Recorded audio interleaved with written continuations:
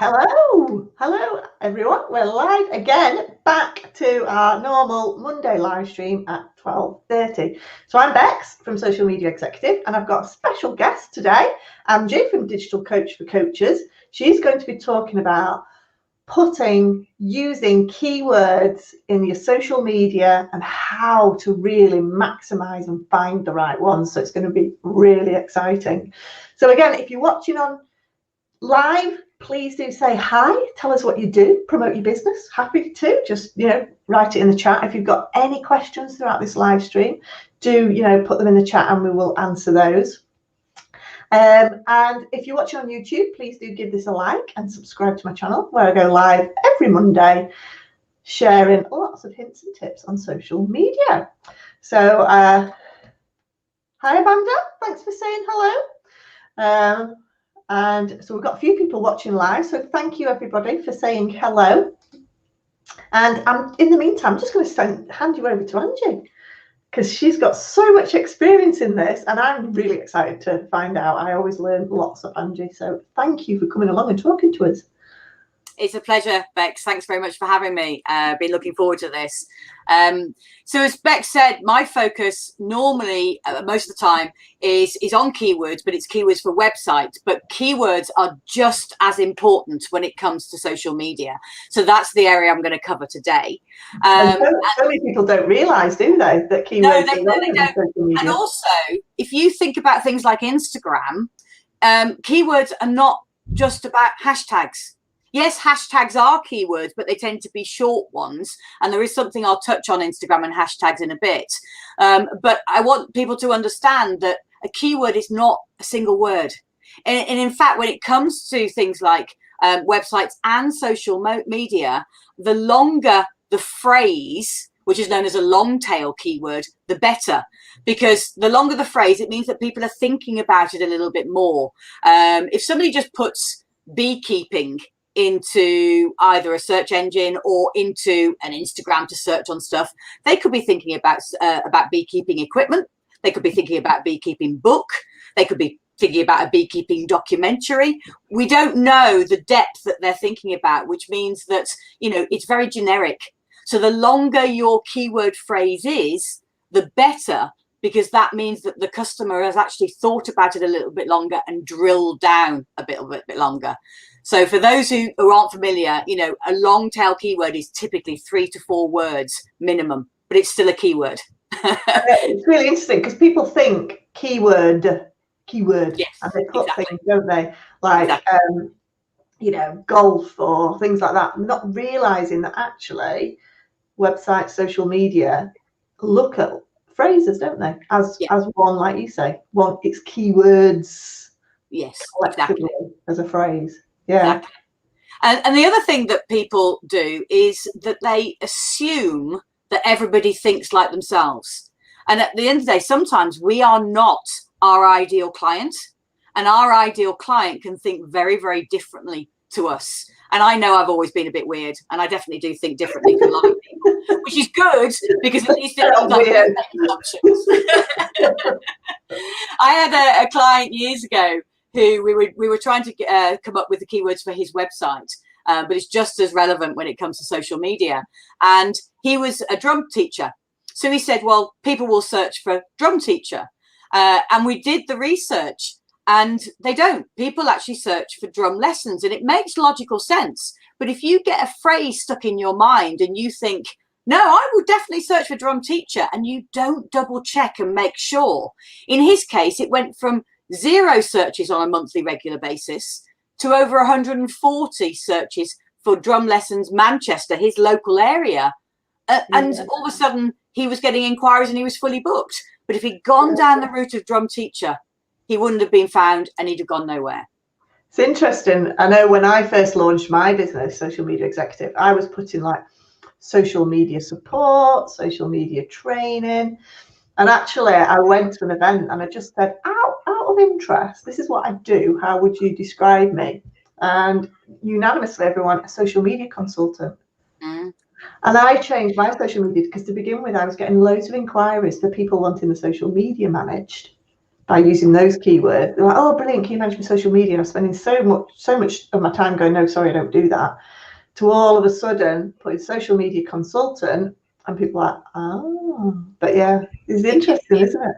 It makes a big difference. I was doing some work with somebody that actually is a social media consultant, more of a wanted to actually sort of sell lots of little mini night courses as opposed to doing training live and things like that. Yeah. And we were looking at trying to find reasonable keywords for her social media, particularly around Instagram.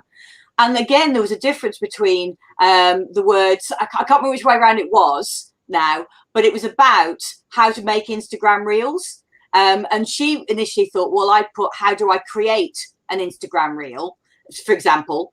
And we did the research, and it was or we put, how do we make, whichever one it was, the make and create made a significant difference, just that one word. And when you're putting stuff out on social media and you're putting it out in your headline or you're putting it out in the copy text, that one word could be the difference between somebody scanning and stopping because it resonates with them, as opposed to just scanning and moving on because they don't spot the word that they would use to search for something. And it's as simple as that, really, in terms of finding those right words. But people just don't think, do they? Because we get all so embroiled in our own industry acronyms and speak and what we think that we don't sometimes simplify it enough, do we? Yeah, exactly. One of the things that I find works really well for social media is doing the research to find the frequently asked questions around your industry, around your business, because they make a great headline when it comes to a social media post. And most of the time, they're about solving a problem. So the how do I do X, Y, Z, again, it's going to catch somebody's eye because they might think, oh, I've got that problem. I've asked that question in my head before now. I want to read on and find out more. And as you will know from the training that you do, that initial headline is so important. So if we can give it an additional boost by not just thinking, oh, somebody might ask this, or a good place to start is the regular questions that people do ask you, but pay attention to the words. And then there are a couple of tools that you can use. One of the tools that I love, and if we get a chance, we'll go and have a look at it later, is a tool called answerthepublic.com. And they've made it a paid tool, but you do get 2 or 3 free searches a day. And for most people, most businesses, you know, that's enough to generate a lot of interesting sort of questions that you can then use. But there's an important aspect, and that is there's another tool called Keywords Everywhere, and that's keywordseverywhere.com. And it's a paid tool, but it costs around £10 or $10 a year. And believe me, it's worth every penny. Really, really is. You get 100,000 searches for that £10 or $10. And even as somebody that does this with people, I haven't used up 100,000 searches in the 12-month period that you get those searches for. So I just say, it's a 10 for 12 months, and it lasts. And if you use those two together, you install Keywords Everywhere. It's a desktop tool. You install it either on Chrome or Firefox. Once you've turned it on, if you then go to Answer the Public, it actually displays the volume of searches across the internet next to the questions that are displayed as the frequently asked questions. So you then have the ability to go, well, that's interesting. That question doesn't get any regular trending searches, but this one gets 140 a month. I'll go with this one. And it could be the tweak of a couple of words, the way you phrase something. So it's a really useful, you can put a subject in. Should we go and put a subject in? Should we go on, let's try it. Yeah, let's see if I can bring it up. So let me share my screen. This is my first time on StreamYard, folks. So please be careful with me. I need to move StreamYard onto my other screen so I don't share that by mistake. And then share. And again, while we're doing this, if you've got any questions, just put them in the chat. And again, if you're watching this, please give us a like. If you're watching this on catch up, well, Angie's sorting this out. Ask any questions because we'll come back to any questions afterwards as well. Okay, I think we've got it. Let me add this to the stream. Yes, brilliant. Okay, Ah. we'll start with keywords everywhere because it is the tool that underpins. So keywords everywhere, really simple, install for Chrome, install for Firefox, and once it's installed, you follow the instructions. There is a video on my YouTube channel, but to be honest, you just click the buttons and follow the instructions. Once it's installed, I don't know if you can just about see where my cursor is. There's this little black dot with the K in the middle.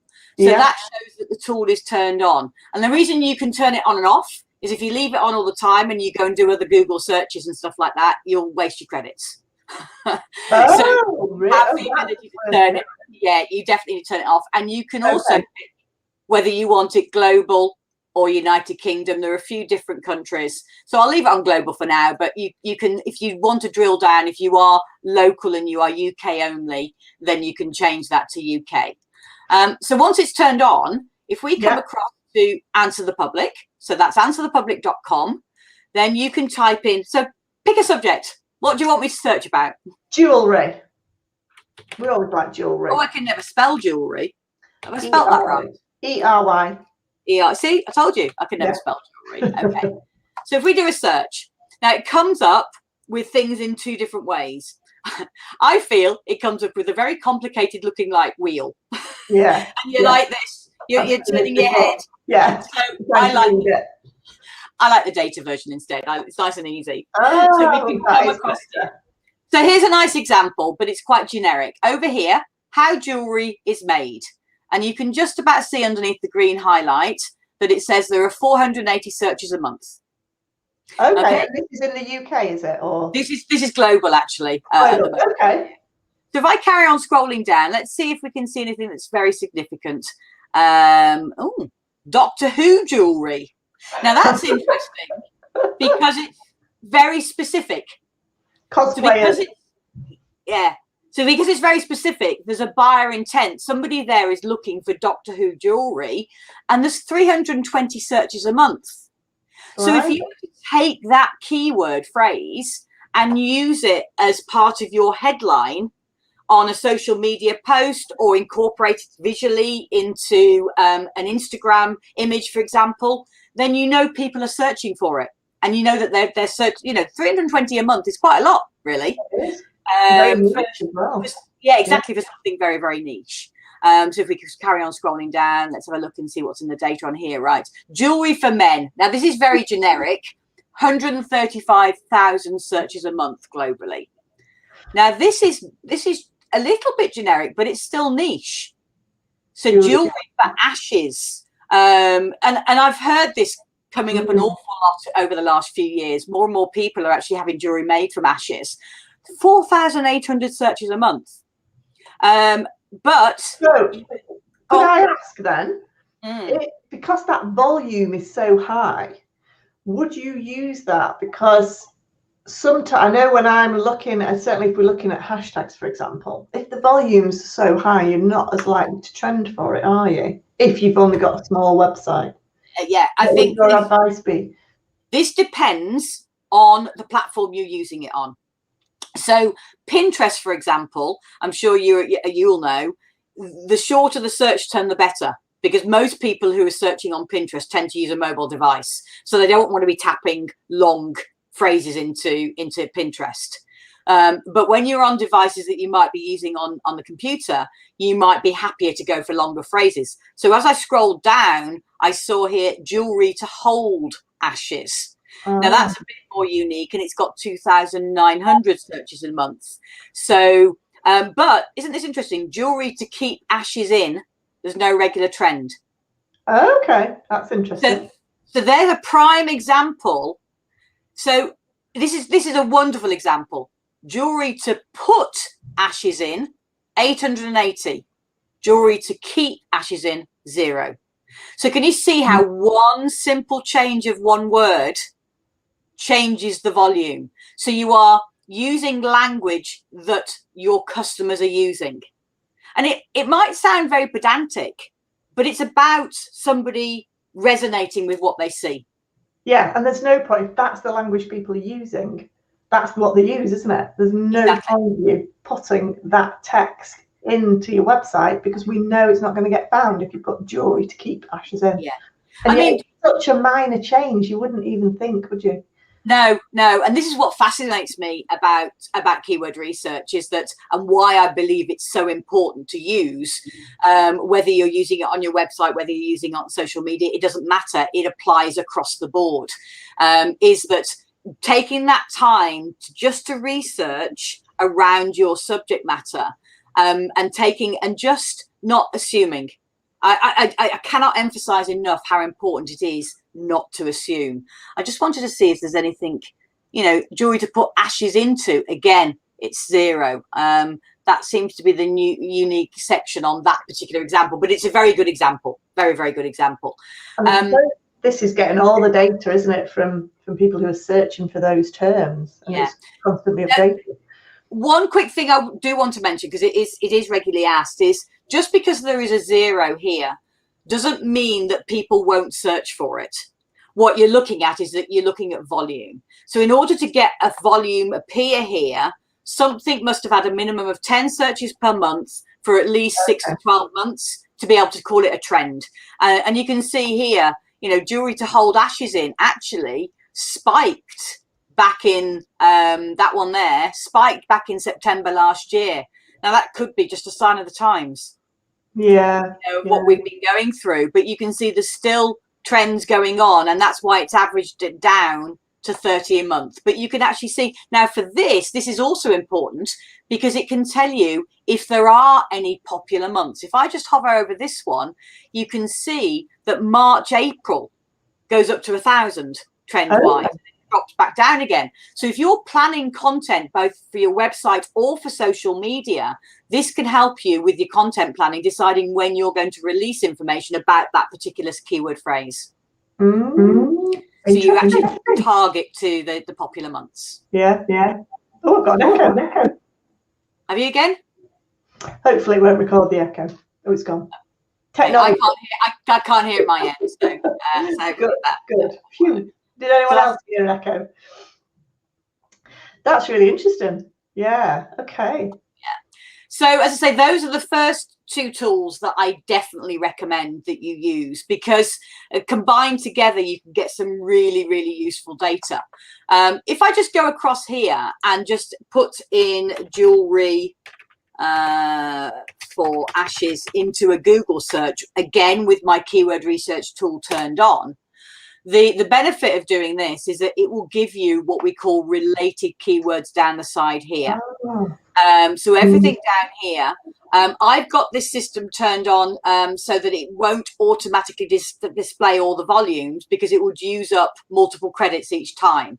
But I can very quickly click this, and you can see there, that's interesting. So we've started off with jewelry for ashes, and then you've got ashes into glass. And that gets 22,200 searches. Ashes into jewelry near me. If you're doing local searching, even when it comes to things like Google My Business, and I still see Google My Business as a social media almost based opportunity. So, it shows that people are searching for that. So if you have a local business, you can see it's come up with my results. So they've obviously correctly configured the Google My Business to show that as one of their keywords that they've included within that profile. So again, it just shows you the keywords apply across so many different platforms in so many different ways. They do, and people have got to remember that it doesn't matter whether you're on Google, Facebook, Twitter, wherever, whatever social media platform you're using, people still use the same language. They're still the same people. People don't change their language just because they're on a different platform. So this search is relevant for all social media, anything online really, isn't it? Yeah, definitely. The other aspect is using keywords on YouTube. I'll stop sharing my screen so that you can see me and we're not looking at a map. There we go. Is that better? Am I back? Oh, nice to see you. So I just want to give an example of a client that I've been working with who's an artist and working specifically on YouTube when it comes to using keywords.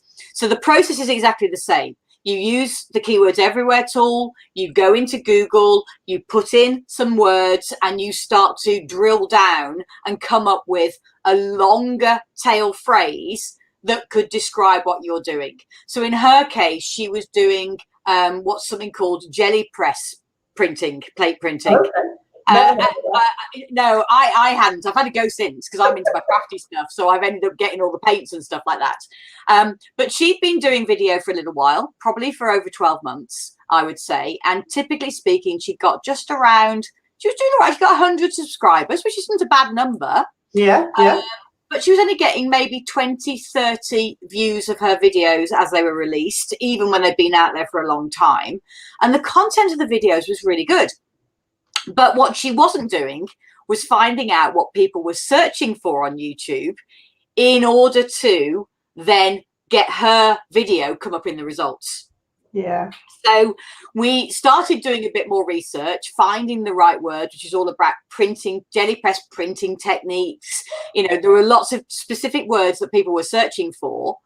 And when we included those in her title and in a number of other areas specifically for the YouTube videos, purposely put that in the last month, she's exceeded 500 subscribers, and she's got videos that have over 2,000 views. One was released only a week ago. It's got over 1,000 views already. And I tell you what, you look at her graph and she is so excited because she's seeing literally, she's putting on 20, 30 subscribers a day, which is just unbelievable for her.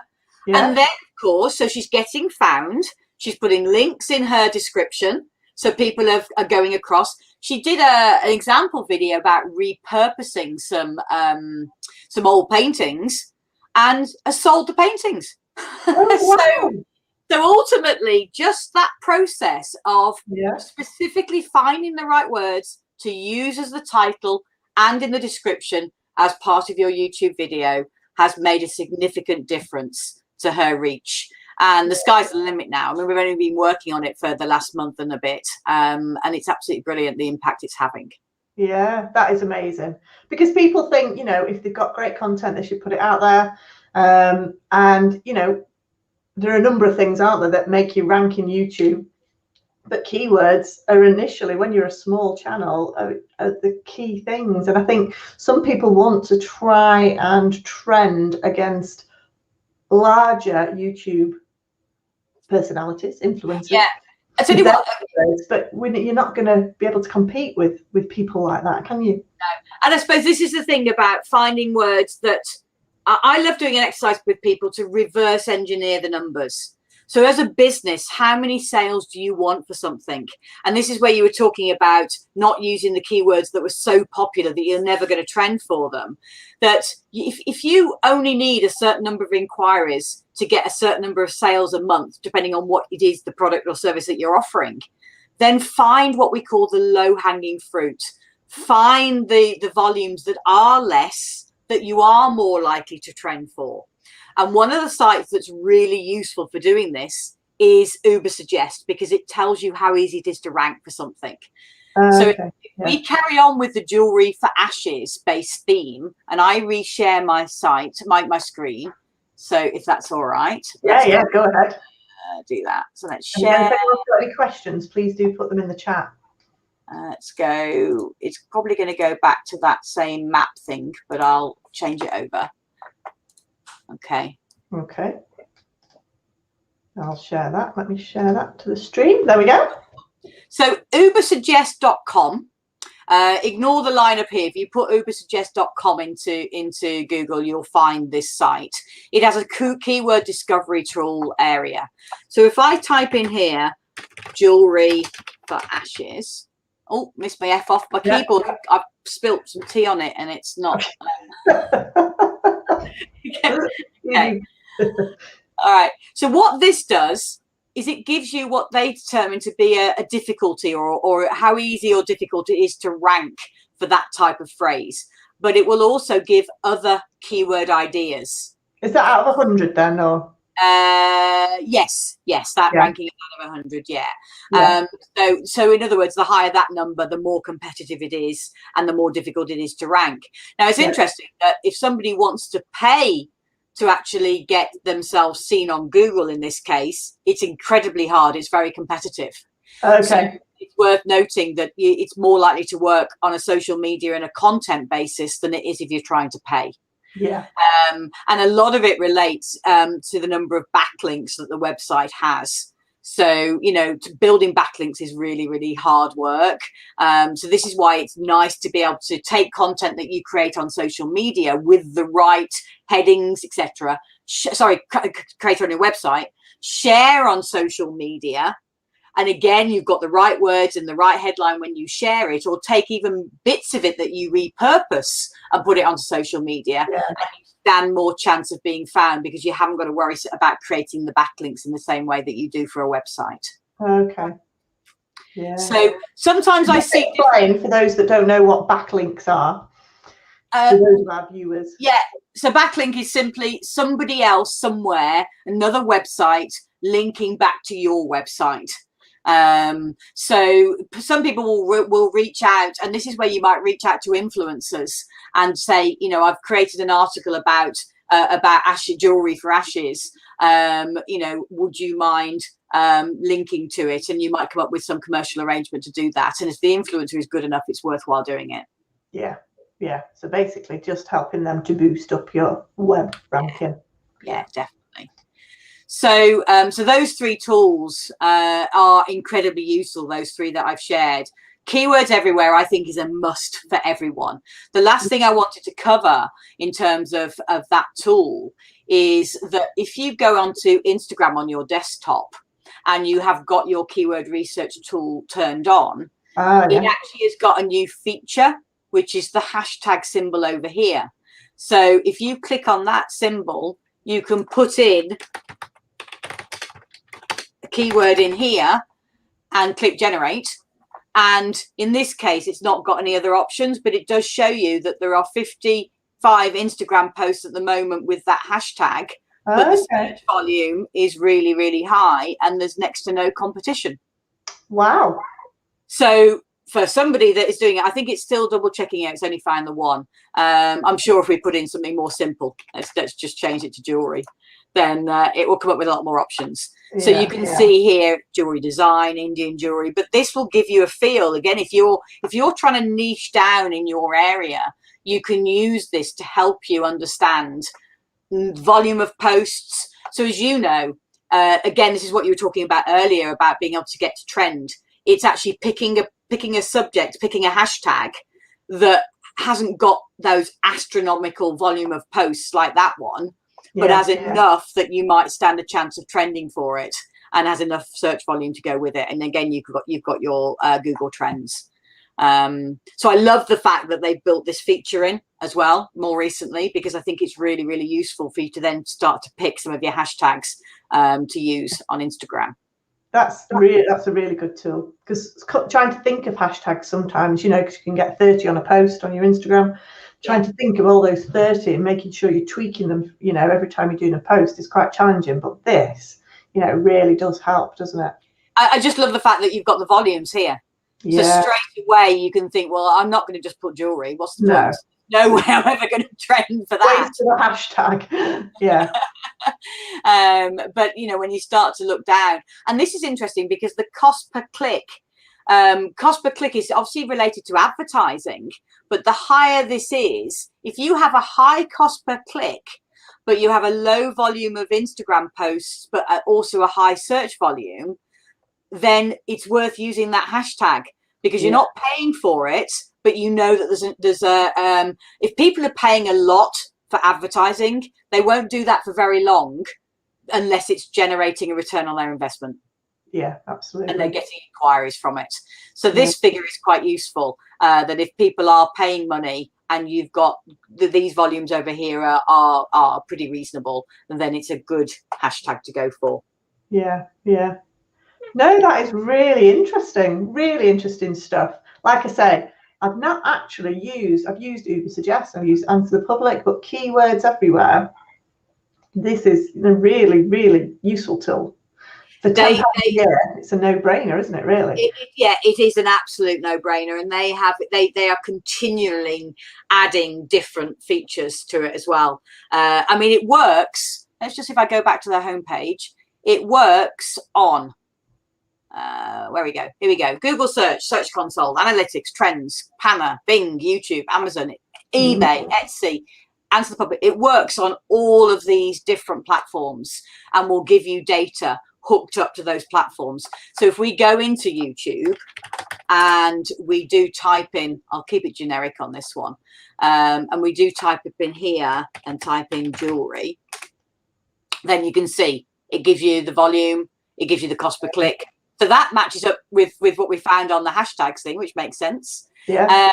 And it then gives you some information over here as to which is the top channel that's being found on YouTube for that search term, the average number of views they're getting, etc. You know, the search volume. You get some phenomenal data using that as your keyword research tool. That's brilliant. Well, I tell you, that's one thing I'm definitely going to be signing up for today. Paul's asked a question.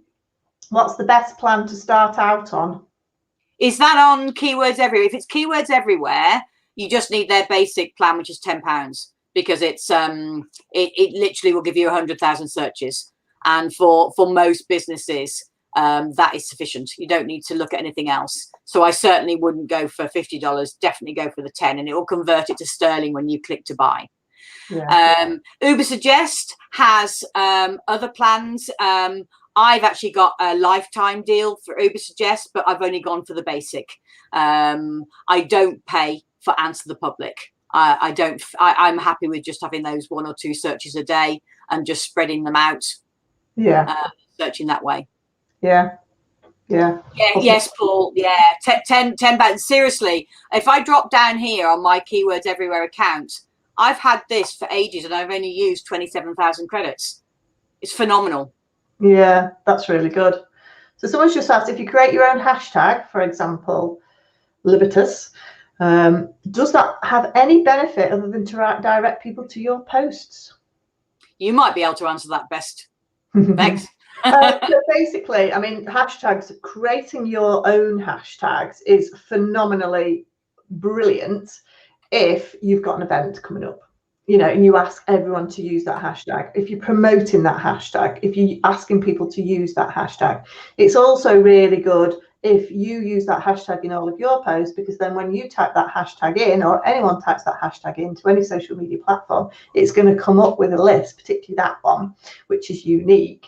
It's that's Helen, isn't it? Libertas Wealth Management. So again, it's unique to you. So you will find all the content that is listed under there and all the content that your community is listing under there that's related to you as well.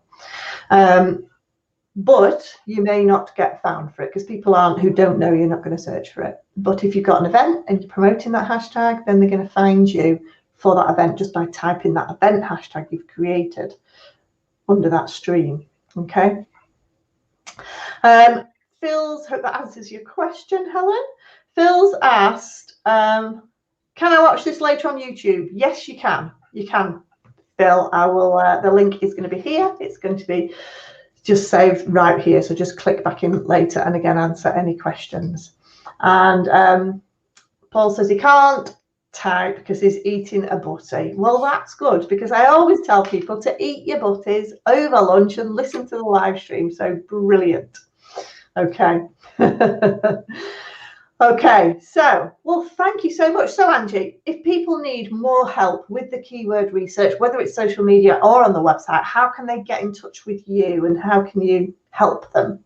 Okay, so basically my position with all this is I love to train people. So I'm not a done for you, I'm a done with you type person. I think that you need to be involved when it comes to keyword research, because you know your own business, and the tangents I could go off might not be relevant to your business, and so it's far easier to be done with you.